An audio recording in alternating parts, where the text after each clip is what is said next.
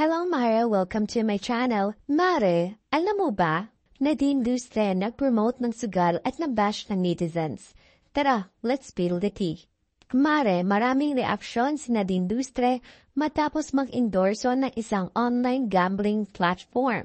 Ang actress, kilala sa pagiging maingat sa mga endorsement, ay nag-publish ng isang post sa kanyang Facebook page noong November 16, 2024 kung saan ipinakita niya ang Big Win 29, isang online casino na lisensyado ng PAGCOR. Ang nasabing post ni Nadine ay agad umani ng mahigit 93,000 reactions, 28,000 na shares, at halos 2,000 na komento mula sa kanyang mga taga-suporta at mga kritiko.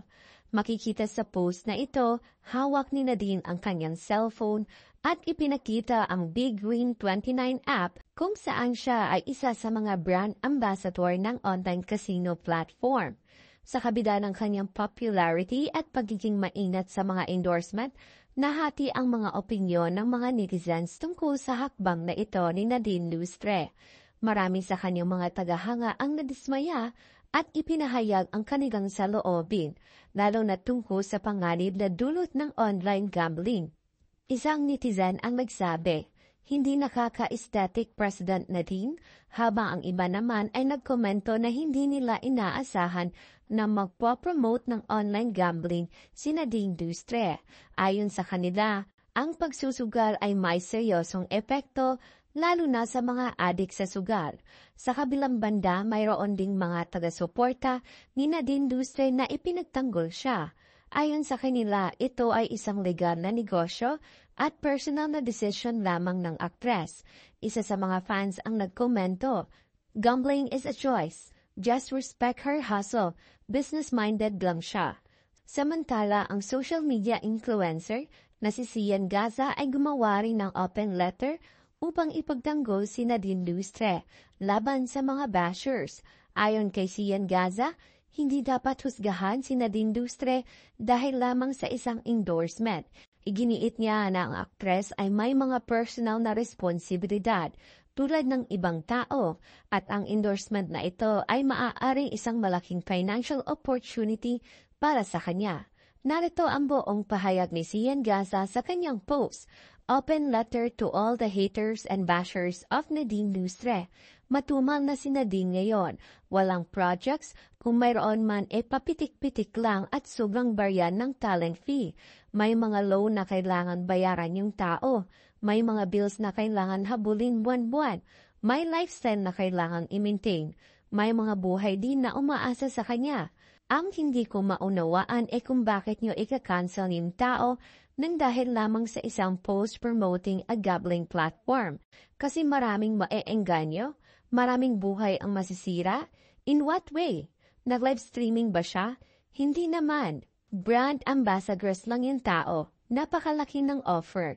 Yung lahat na kinikita niya from June 2022 to September 2024 ay kulang pa sa binigay sa kanya para sa isang project na to.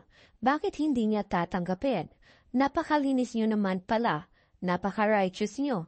Yung buhay ng ibang tao ay iniisip niyo pero yung buhay ng celebrity ay hindi niyo kinoconsider.